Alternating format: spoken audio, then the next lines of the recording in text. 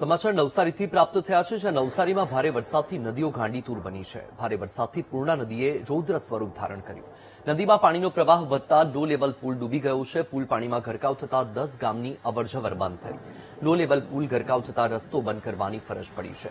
તો આ દ્રશ્ય તમારી ટીવી સ્ક્રીન પર નવસારીથી પસાર થતી પૂર્ણા નદી કે જે હાલ બે કાંઠે વહી રહી છે।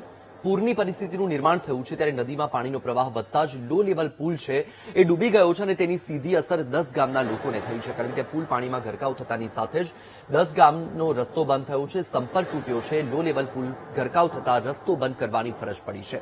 દ્રશ્યમાં તમે જોઈ શકો છો કે જે પૂર્ણા નદીનું જળસ્તર છે એ ખૂબ જ ઉપર આવી ગયું છે। હાલમાં લોકોને ભારે હાલાકી વેઠવાનો વારો આવી રહ્યો છે અને હજુ પણ દક્ષિણ ગુજરાતમાં વરસાદની આગાહી છે। આજના દિવસ માટે પણ વરસાદનું રેડ એલર્ટ છે।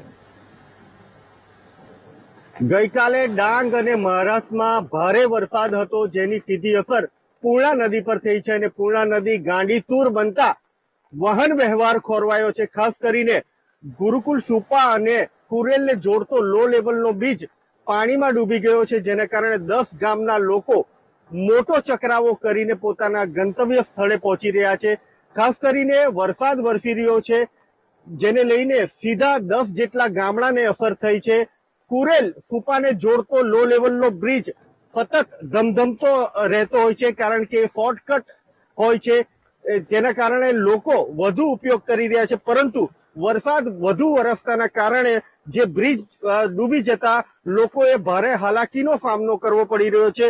જો કે ઉલ્લેખનીય છે કે વધુ વરસાદના કારણે નવસારી જિલ્લાની તમામ શાળાઓમાં કલેક્ટર દ્વારા રજા જાહેર કરી દેવામાં આવી છે અને નવસારી જિલ્લો હાલ રેડ એલર્ટ પર છે।